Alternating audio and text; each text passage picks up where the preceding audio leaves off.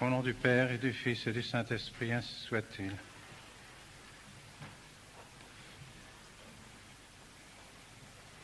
Mes bien chers frères, mes bien chers enfants,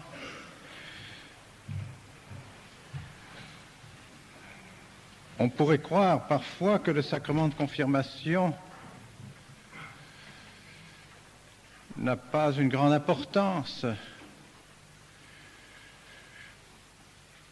On ne comprend pas toujours le but pour lequel notre Seigneur Jésus-Christ a institué ce sacrement. Et malheureusement, il faut le reconnaître, aujourd'hui, on accorde moins de solennité à la réception de ce sacrement. Parce qu'en effet, lorsqu'on nous dit que le sacrement de confirmation donne les dons du Saint-Esprit, mais il est vrai que vous qui avez été baptisés, qui allez recevoir le sacrement de confirmation dans quelques instants, vous avez déjà reçu le Saint-Esprit au baptême. Le prêtre a dit sur vous, lorsqu'il vous a baptisé, « Exi immonde spiritus et da locum spiritui sancto » sors de cet enfant, esprit mauvais, et laisse la place au Saint-Esprit. Donc, vous avez déjà reçu le Saint-Esprit au baptême. Alors, pourquoi le sacrement de confirmation? Recevoir une deuxième fois le Saint-Esprit?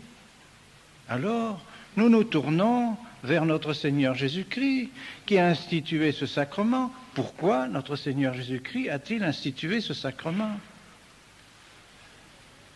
Et alors, suivant la tradition de l'Église et suivant l'esprit de l'Église, nous savons que ce sacrement nous est donné, et est donné d'une manière générale au moment où les enfants commencent à prendre conscience de leur vie chrétienne et commencent aussi, par le fait même, à prendre conscience des difficultés de vivre la vie chrétienne,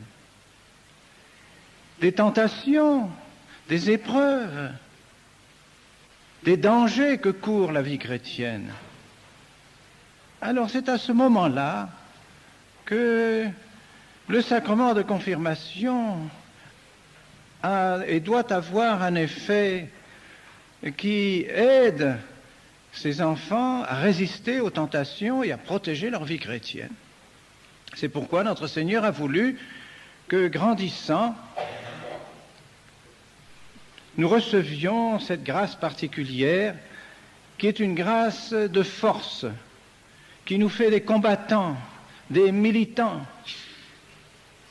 contre tous les assauts du démon qui s'efforcent de ruiner notre vie chrétienne. Et Dieu sait si aujourd'hui le démon a des moyens puissants pour influencer et détruire notre vie chrétienne. Il a tous les moyens à sa disposition, comme jamais peut-être il n'en a eu au cours de l'histoire du monde et de l'Église. Alors, plus que jamais aujourd'hui, les chrétiens ont besoin de ce sacrement de confirmation, de recevoir la confirmation de la grâce du baptême. La confirmation de la grâce du baptême. Pour être en mesure de résister aux assauts du démon et de protéger leur foi, de protéger leur vie chrétienne. Voilà le but du sacrement de confirmation. Vous voyez que c'est très important. De même que les parents donnent davantage de nourriture et une nourriture plus forte à leurs enfants à mesure qu'ils grandissent, eh bien, l'Église aussi, qui est une bonne mère, nous donne une nourriture plus forte au moment où nous grandissons dans la vie chrétienne. Tout à fait normal.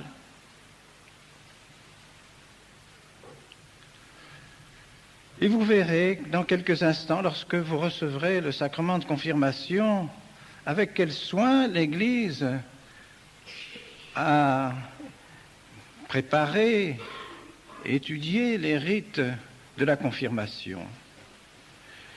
Vous verrez que d'abord l'évêque va étendre ses mains avec la prière initiale du sacrement de confirmation pour appeler sur vous tous les dons du Saint-Esprit. Et vous répondrez chaque fois « Amen, Amen, Amen ». Qu'il en soit ainsi, que je reçois vraiment tous ces dons du Saint-Esprit.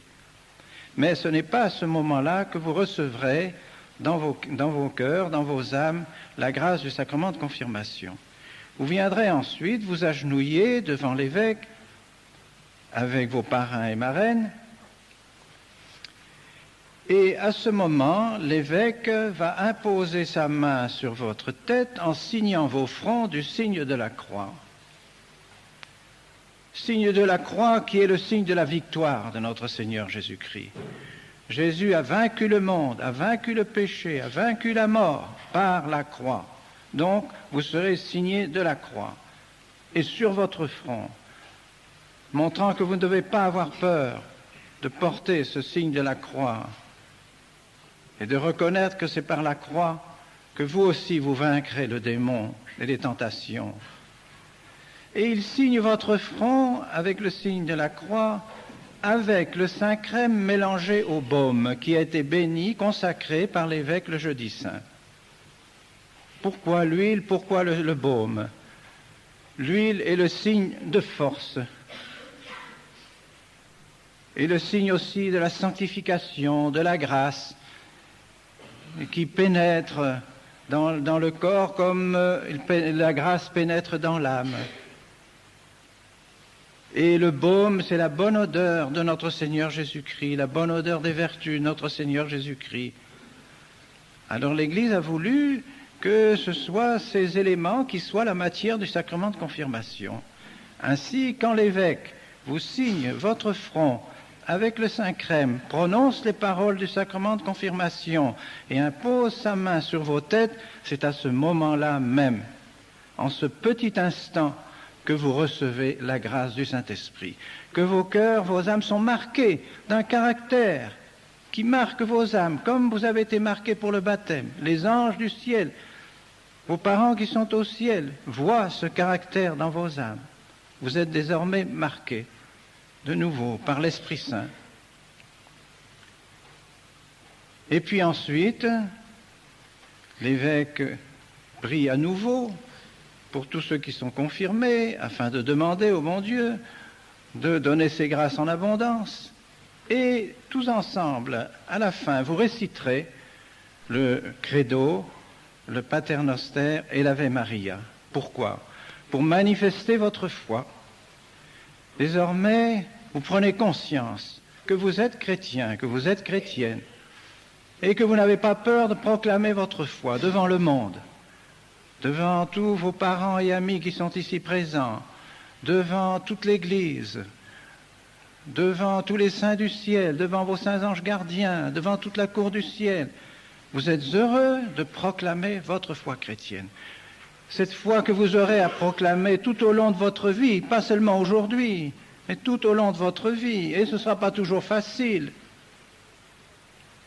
Alors vous demanderez, et nous demanderons tous ensemble ici au cours de cette cérémonie, que vous ayez cette grâce d'être des soldats du Christ, de ne pas avoir peur d'être chrétien, de ne pas avoir peur d'affirmer votre foi partout où vous serez, afin de garder précieusement ce don que le bon Dieu nous a donné, de la foi et de la grâce, de garder cela dans nos cœurs et de nous présenter ainsi au dernier jour, à l'heure de notre mort, devant le bon Dieu, avec une vie chrétienne vive, intense, profonde.